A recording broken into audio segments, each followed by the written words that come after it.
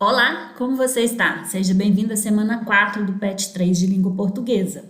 Essa semana traz para você mais um gênero textual que é a graphic novel. O que seria essa graphic novel? É um gênero literário bem legal, bem divertido, que nós vamos conhecer e analisar as suas características hoje.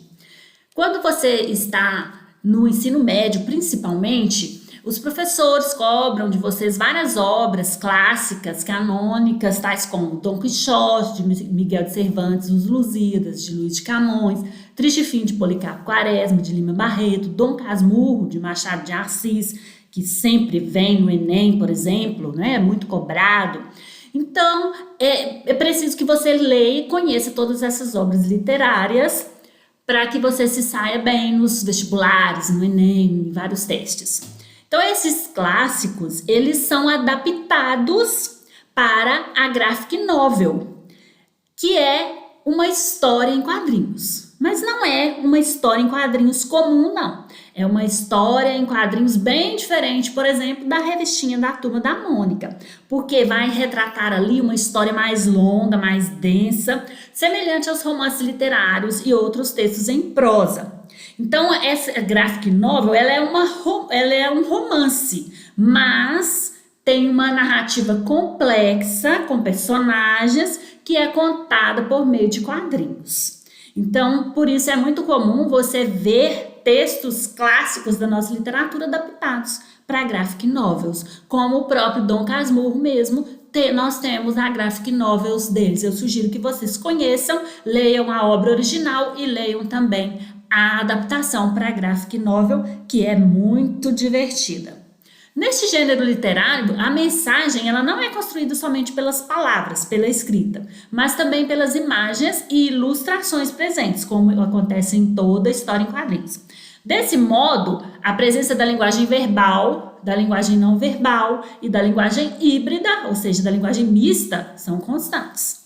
Porém, a híbrida é predominante. Então, aqui, linguagem verbal é aquela que é expressa por meio das palavras escritas ou faladas, como vocês já sabem. Nós utilizamos as palavras. Linguagem não verbal é aquela que utiliza imagens, gestos, posturas, ilustrações, placas para expressar a mensagem. Então, tudo que não for palavras, mas que transmitir uma mensagem, se enquadra aqui dentro da linguagem não verbal.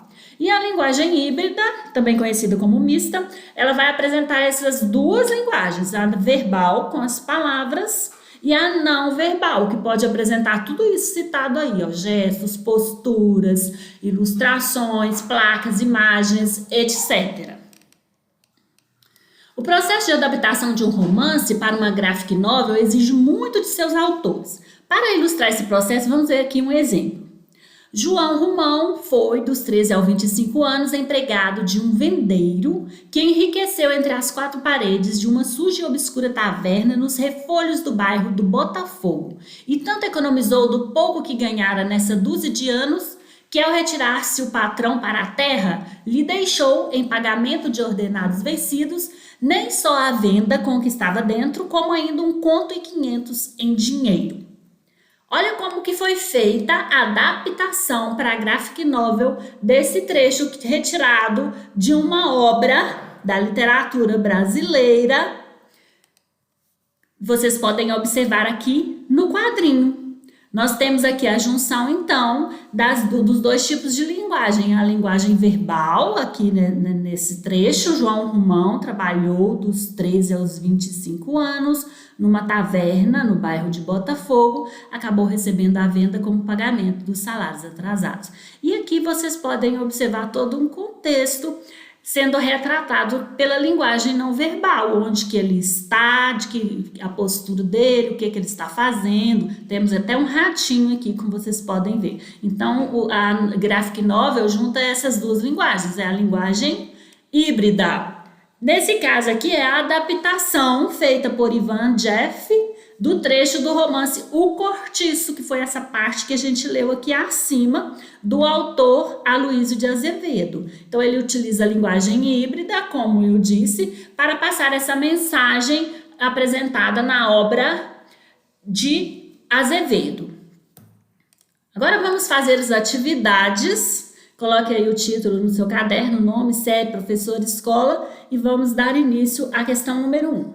Os emojis foram criados em 1999 pelo designer japonês Shigetaka Kurita, com o intuito de aprimorar a comunicação da população japonesa. Sabiam disso? Que os emojis foram criados em 1999 lá no Japão? Pois é. Sobre essa linguagem é correto afirmar. Observem aí os emojis, vocês já conhecem, é muito utilizado pelo WhatsApp, né? Todo mundo já conhece os emojis.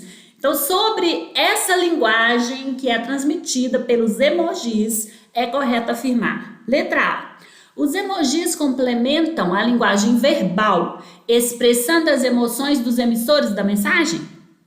Certo, não é mesmo? Não é para isso que a gente usa? A gente escreve um texto verbal e complementa com uma carinha dessas aí, que é o emoji. Então, de cara, já temos a resposta aqui na letra A. Número 2. Sobre a linguagem verbal e não verbal, é correto afirmar: A. A linguagem verbal e não verbal são duas modalidades de comunicação que nunca são empregadas juntas? Não, nós vimos que a graphic novel emprega as duas, a linguagem híbrida, né? Então, vários outros tipos de texto, como as charges, as tirinhas, também utilizam esse tipo de modalidade juntas. Letra B. A linguagem verbal representa a linguagem formal, enquanto a linguagem não verbal é representada pela linguagem informal? Não, a linguagem verbal ela pode ser formal ou informal.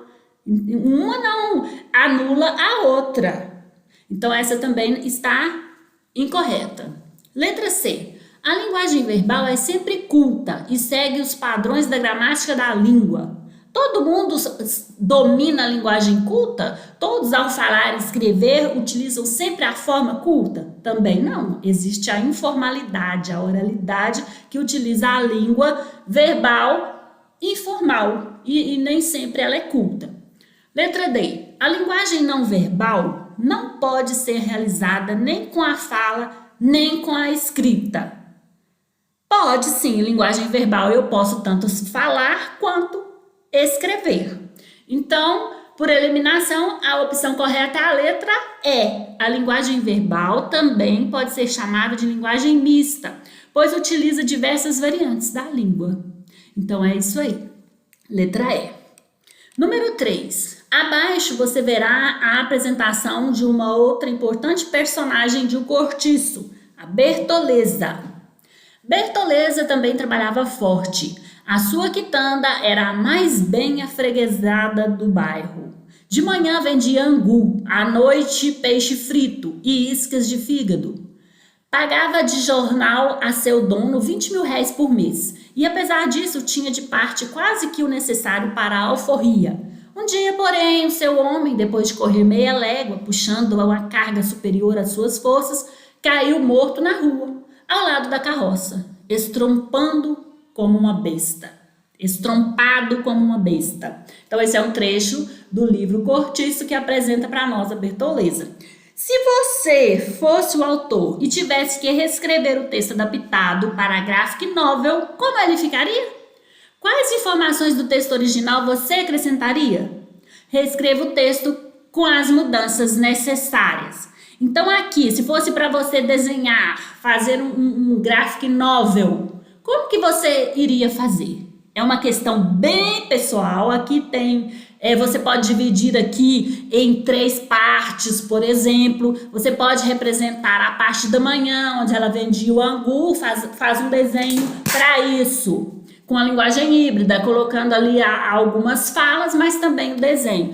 Você pode fazer outro quadro para a parte da noite, ali representando o que ela estava fazendo nesse momento. Quando ela paga o jornal a seu dono, R$ 20.000 por mês.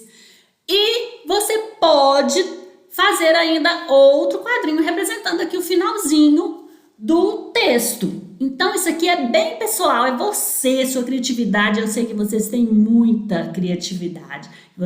Nisso aqui, vocês se destacam, alunos modelo para fazer esse tipo de arte, né? Então, conto com vocês para fazer essa atividade. Então é isso, pessoal. Espero ter auxiliado vocês com as atividades dessa semana. Envie o vídeo para um colega e o incentive a fazer também e enviar para o professor. Um grande abraço a todos e até a próxima aula.